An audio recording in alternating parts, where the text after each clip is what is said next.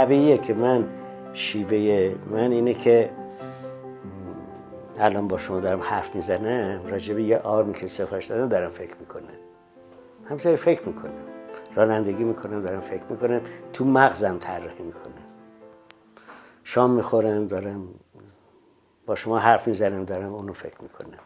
یه جا هست که تو مغزم به نتیجه میرسم، بعد میام ممکنه 10 روز فکر کنم تو 1 ساعت اجراش کنم. این شیوه کار منه.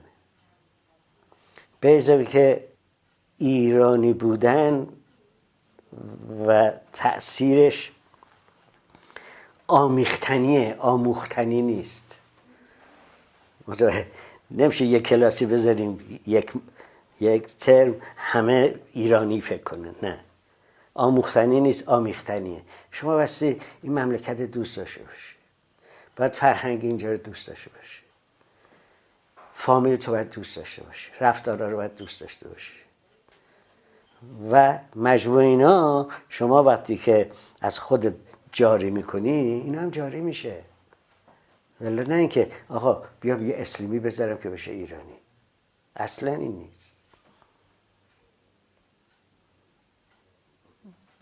من مثلا نسل امروز اصلا این پوپو نمیشناسه. نسل امروز اصلا این پوپو نمیشه، میدونه نوه مایکل جکسون اسمش چیه، اما این پوپی که آمده هنر ایران رو ثبت کرده اصلا نمیشناسه.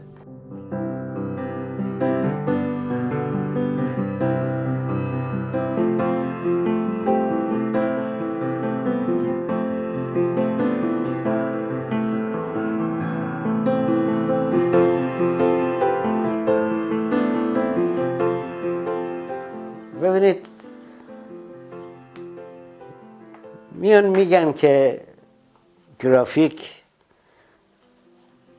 هنر نیست. راست هم میگن، یه حرفه است. اما اگر شما هنرمند باشید کار گرافیک بکنید، از اون دیدگاه و اعتقاد هنریتون در کارتون جاری میشه. از این به بعد این نوع تولیدات دیگه گرافیک هنری میشه. ولی بقیه اینا که مثلا تو سازمان‌های تبلیغاتی آگهی یا ماگهی ها اینا خب حرفه است. یا رو ساندویچ میفروشه، این خب این گرافیک ها رو میفروشه. همه جای دنیا همه جوامع هم احتیاج دارن یعنی به اینجور چیزا. اما توی طراحان گرافیک دنیا یک کسایی هستن که به دیدگاه‌های جدید، پنجره‌های جدید تو کار باز میکنن که من اسم اینا رو گذاشتم طراحان گرافیک مؤلف. و اینها حتما هنرمندانن که رو میارن به طرف گرافیک.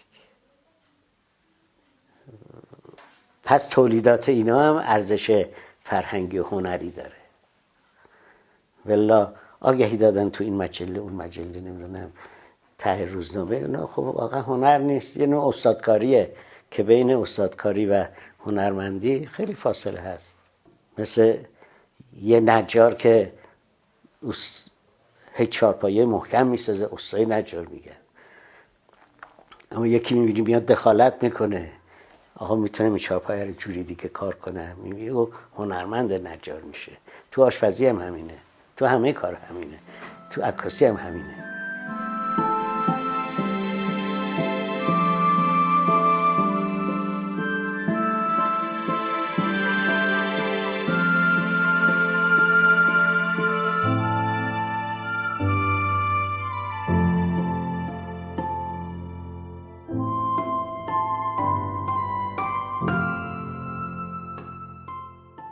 یکی از ایدئال های من از همون زمان دانشجویی این بود که چرا ما مصرف کننده زیباشناسی تو زمینه گرافیک، زیباشناسی یک کشور دیگه باشیم.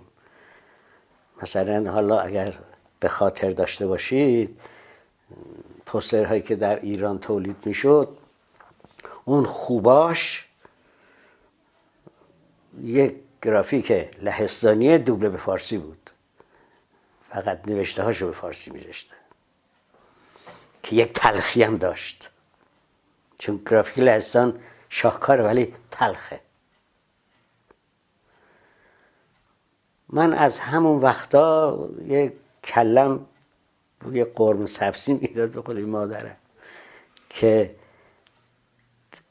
گرافیک لهستان و هنرمندان گرافیک لهستانی به وجود آوردن، رئیس جمهورشون به وجود نیاورده. گرافیک ژاپن و این گرافیک هایی که شخصیت داره، هنرمندان ژاپنی به وجود آوردن، نه امپراتور ژاپن. ما هم بایستی هنرمندامون این کارو بکنه. منتها این دغدغه کار من تو این حرفه بود که چجوری میشه که یه روزی هم دنیا میگه گرافیک ایرانی، همونطور که میگه گرافیک لهستانی.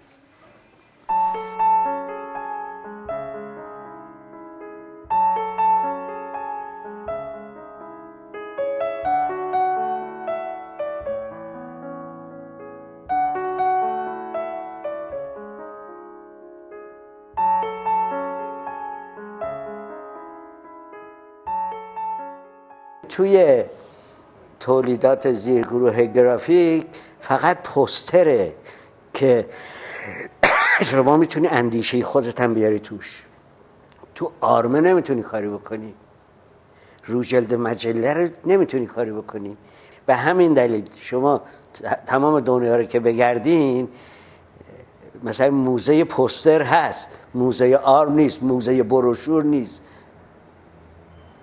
اما موزه های پوستر هست. برای که پوستر چیزیه که در عین حالی که من دارم میگم آقا نمایشگاه بین‌المللی کتاب تهران که سفارش دهنده میخواد، ولی بقیهش خود منه، چه به لحاظ اندیشه‌ای چه به لحاظ تکنیک اجرایی. الان همه جای دنیا موزه پوستر هست، هیچ جای دنیا موزه آرم نیست، هیچ جای دنیا موزه بروشور نیست. هنوز پوسترای آقای چیز داره چاپ میشه تو دنیا، پوسترای هنری تولوز لوترک هنوز داره چاپ میشه و مردم به خاطر اثر هنری که توش هست، نگاه آقای لوترک توش هست. این پوستر آقای گلیزر، پوستر باب دیلانش هست، این تا حالا نزدیک 18 میلیون چاپ شده. نه به خاطر باب دیلان، به خاطر گرافیکی که تو این کار هست و هنوز داره چاپ میشه. این دهه 60 برای باب دیلان یه روجلد صفحه ساخت که ضمیمش این پوستره بود و این پوستره هنوز داره چاپ میشه تو دنیا. خود میلتون گلیزر میگه حتی رفته توی یک از اون اوباهای سرخپوستا دیده این پوسترش اونجا هست. این خیلی مهمه. تازه آقای گلیزر اصلا دلیلی که من دوست دارم این آدمو، اصلا تو کتابش نوشته که این بخش از پوستر رو من از پیچش‌های مینیاتورهای ایرانی گرفتم. من دائما دنبال نوآوری هستم، نه که خودم رو تکرار بکنم. نقاش خوبه که سبک داشته باشه، اما دیزاینر نه. دیزاینر یه وقت سفارش روی این لیوانو بهش میدن، یه دفعه پوستر اوتلو رو میدن. من هیچ وقت خودم رو اسیر تکنیک نمی کنم، زندانی کنم خودم رو که یه کار بکنم که بگن آها این کار شیواست. نقاش میتونه اما ما بایستی برای این در قالب خود این فکر کنیم، برای پوستر اوتلو در قالب پوستر اوتلو کار بکنیم.